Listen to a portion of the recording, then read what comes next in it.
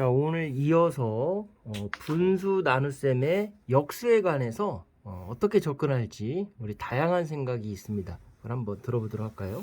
사실 이제 수학이 대단하다고 하는 이유 중 하나가 단순히 하나의 문제를 이제 설명하고 증명하기 위해서 어떤 한 가지 방법만을 사용할 수도 있지만 정말 자신이 원하는 방법을 다양하게 접근을 할 수 있거든요. 그렇기 때문에 이런 분수의 나눗셈 역수 원리도 저번엔 저희가 통분을 이용해서 설명했지만 다르게도 설명할 수 있거든요. 네, 통분이 이번에는- 아니라 다른 접근 방법. 네, 이번에는 조금 문자를 사용해서 거리낌이 있을 수는 있겠지만 문자를 사용해서 한번 나타내서 그냥 간단하게 증명을 해보도록 하겠습니다. 네, 자, 왜 분수의 나눗셈의 역수의 원리가 이루어지는지 저번 시간에는 통분과 그림을 통해서 설명했는데 그 외에 다르게 생각한 우리 친구가 생각한 방법을 한번 들어보겠습니다. 먼저 첫 번째인데요. 이거는 사실 되게 간단한 건데 일단 이게 대수라는 이제 수학 중에서도 그 파트가 있는데 그 자세한 학문 쪽에서 가장 많이 사용하는 기술 중 하나가 이렇게 똑같은 문자를 나타낼 때도 다른 방법으로 나타내서 쓴다는 거예요. 네. 예를 들어서 여기도 b는 그대로인데 이 결국은 이 등식은 성립하거든요. a분의 b 곱하기 a는 왜냐면 b니까. 그렇죠. 그런데도 불구하고 굳이 이렇게 바꿔서 나타내는 이유는 네. 나중에 저희가 계산을 해서 풀이 과정을 나타내거나 또는 어떤 식의 값을 원해서 그걸 얻기 위해서 일부러 이렇게 교묘하게 좀 이 똑같은 결국은 근본적으로 똑같은 값이지만 쓰는 방식만 다르게 한다라고 좀 지금 딱 들어보니까 재밌는 게 뭘 느꼈냐면요. 우리는 그냥 B는 B라고 느꼈는데 네. 이거를 다르게 표현하니까 정말로 A분의 B 곱하기 A는 B. 야, 네. B를 이렇게 생각할 수도 있구나. 네. 새로웠습니다. 좀 네. 많이 다르게 느껴져요. 네, 좋습니다. 그때 D도 C분의 D 곱하기 C라고 먼저 한번 나타내 보는 겁니다. 네. 사실 이런 거는 뭐 굳이 뭐 이래서 이렇다기보다는 먼저 그냥 이렇게 한번 생각을 해보자 해서 하는 건데요. 그렇죠. 그랬을 때 A 곱하기 A분의 B는 B였고 뭐 네. A 곱하기 A분의 B는 B라는 등식은 당연히 성립할 수밖에 없고 그러면은 이 경우는 그냥 이 한 개의 두 개의 문자가 있을 때의 경우에만 성립하는 건데 A 곱하기 A분의 B의 양변에 A를 나눠준다고 저희가 한번 생각해 볼게요. 네. 나눠준다고 생각해 보면은 우리가 여기 한 가지 설명할 배경 지식이 있는데 여기서 필요한 건 두 가지가 있는데 이제 교환 법칙이랑 결합 법칙이라는 거거든요. 먼저 교환 법칙이라는 걸 먼저 설명을 해볼게요. 네. 저희가 우리 이제 초등학교 때 곱셈을 배웠을 당시 4 곱하기 5는 20이라고 배우잖아요. 네. 4 곱하기 5 4개짜리를 5번씩 쌓은 게 그렇죠. 20이라는 거죠. 네. 근데 반대로 순서를 이번엔 바꿔서 곱해볼게요. 네. 5 곱하기 4 이것도 20이죠. 그렇죠. 이거는 5개씩 4번 쌓아서 그렇죠. 그게 20이라는 거죠. 네. 결국 얘네를 넓이로 생각해서 보면 편하거든요. 네. 사실 5개짜리를 4번 쌓은 거랑 4개짜리를 5번 세로로 쌓은 거랑 결국은 근본적으로는 같다. 그게 사실 교환 법칙의 기본입니다. 한마디로 네. A 곱하기 B는 서로 순서를 바꿔서 곱한 B 곱하기 A와도 같다. 이게 교환 법칙의 교환 기본입니다. 법칙. 네, 왜냐면 이 순서를 교환해서 네. 나타내도 상관이 없다는 건데요. 네. 이제 두 번째로 나타내 볼 거는 이 결합 법칙입니다.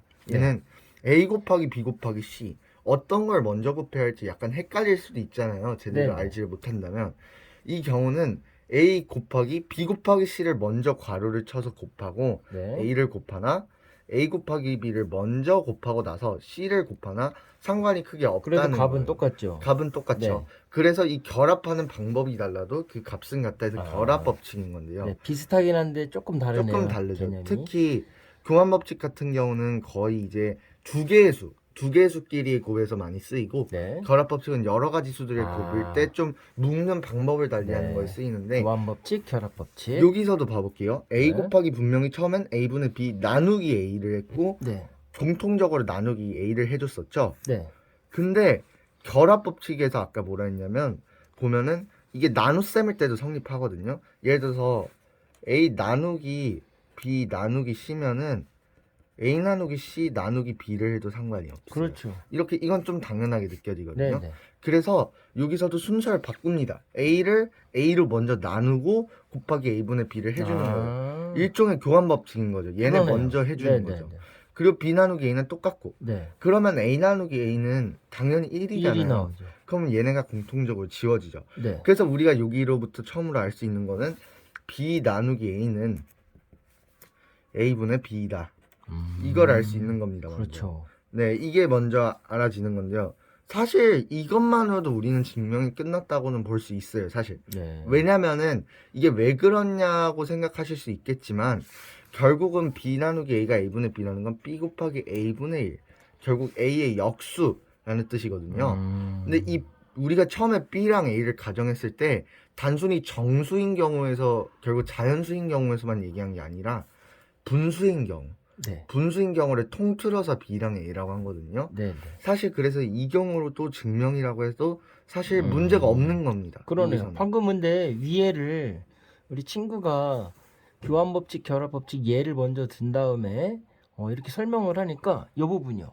네. 이 부분 하니까 그 뒤에 이제 역수가 더 쉽게 다가왔습니다. 우리는 기계적으로 b 나누기 a 하면 당연히 그냥 a분의 b 이렇게 넣거든요. 그리고 뒤집어서 곱하거나 이렇게 원리를 그래도 숫자를 많이 풀어서 하니까 우리는 당연했던 것들이 이런 원리가 밑에 숨어 있었구나 그걸 좀 느끼게 됐습니다. 네, 네. 이어서 보겠습니다. 두 번째 볼 거는 이번에는 여러 가지 좀 문자가 처음엔 2개 있었지 않습니까? 네. 4개 있는 경우인데요. 그 복잡한 경우는 사실 거. 2번은 증명은 아닙니다. 2번 네. 증명은 아니고 좀 가까워지자라는 느낌으로 네. 해보는 거고 네. 3번이 결국은 이거는 다른 등식의 성질을 이용해서 결국은 증명을 해내는 건데요. 이거는 사실 보여주는 방법은 비슷해요. 사실 여기서 결국은 똑같은 숫자를 나타낼 때도 똑같은 문자를 나타낼 때도 나타내는 방법을 달리해서 우리가 원하는 값을 나타냈던 거 아닙니까? 네네. 결국은 동시에 양면에서 똑같은 숫자를 곱하거나 나눴고 네. 이번에는 b를 여기서 했던 것처럼 b를 a분의 b 곱하기 a라고 두고 d를 c분의 d 곱하기 c라고 네. 두고올게요. 그럼 b분의 d는 b 곱하기 d는 이 등식에 따라서 a분의 b 곱하기 a도 b고 그렇죠. c분의 d 곱하기 c도 d이기 때문에 이렇게 나타내도 상관이 없거든요. 그렇죠. 그럼 그랬을 때 아까 결합법칙이 또 나오는 겁니다. 네. 얘네끼리 묶는 순서는 상관없다는 거예요. 곱할 그렇죠. 때. 그래서 a분의 b 곱하기 c분의 d를 먼저 묶어주고 따로 a 곱하기 c를 곱해준다. 이렇게 바꿔서 나타내주는 거예요. 역수의 원리가 뿅 나오네요, 그냥. 네. 그러면 이제 여기서 공통적으로 a 곱하기 c를 나눠줄 경우는 그냥 아까 a분의 b 곱하기 c분의 d에서 여기서 a 곱하기 c를 a 곱하기 c로 나눠주기 때문에 딱 지워져요. 네. 그냥 이러면은 그냥 ac분의 bd. 이거는 약간 완벽한 증명은 아니지만 네네. 분수의 나눗셈을 이제 곱셈으로 나타낼 수 있는 방식을 설명해 주는 것이고 나눗셈을 곱셈으로 네. 거꾸로. 이제 진짜 이제 결국은 마지막 최종본인데 1번과 3번은 좀 근본적으로 다르다 볼 수 있는데 여러분이 이해하기엔 3번이 좀 더 쉬울 수 있어요. 네. 그냥 이건 등식의 성질이라 해서 이것만 하나 설명하면 정확하게 이해할 수 있는데 예를 들어서 x는 y라는 등식이 처음에 있다고 했을 때 네. 0이 아닌 수 a를 양변에 곱해도 그 크기는 같다는 건데요. 네. 그 역도 성립합니다. 대신 네. a가 0이 아니라면. 그렇죠. 근데 여기서 x는 y가 서로 결국 같은 문자인데 그럼 그냥 x는 x라고 나타내도 되는 게 아니냐라고 하실 수 있는데 사실 x가 y라고 정해지고 나면 x는 x라고 나타내도 큰 문제는 없어요.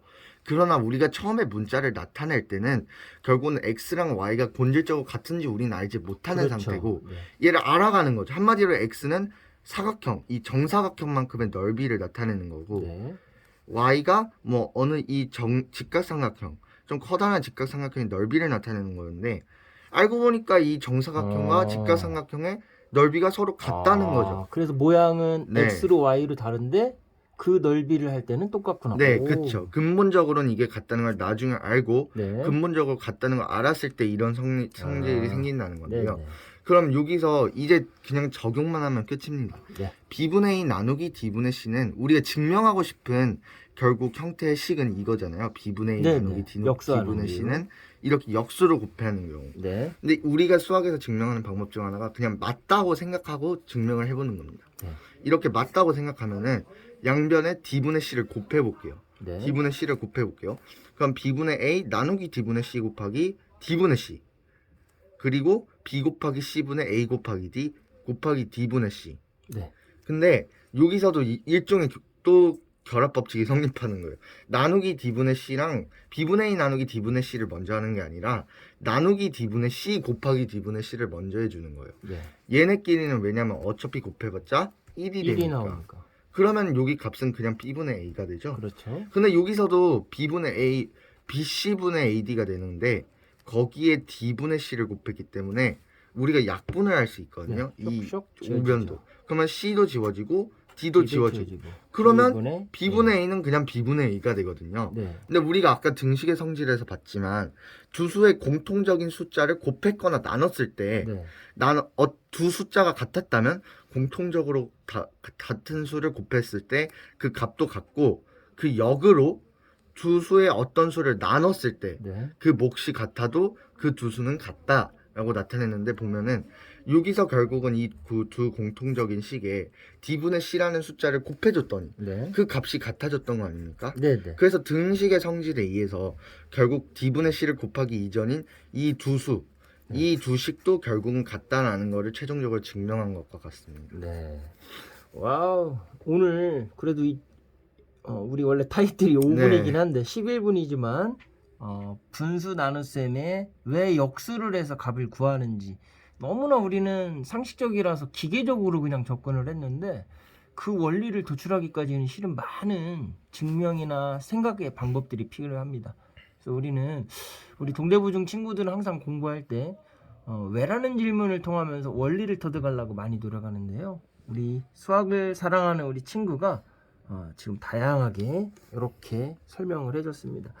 어찌 보면 간단한 걸 왜 이렇게 복잡하게 얘기하냐라고도 할 수 있어요. 하지만 그 복잡함이 단순하게 되기 위해서는 복잡함의 과정을 체득한 사람과 그냥 암기를 한 사람은 나중에 새로운 문제가 왔을 때 접근하는 방식이나 해결 방식이 큰 차이를 보여줄 거라고 생각합니다.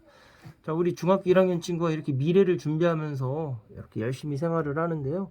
앞으로 10년 후의 모습이 너무 기대되고 또 저는 응원을 하고 있습니다. 자, 오늘 수고하셨습니다. 수고하셨습니다. 네.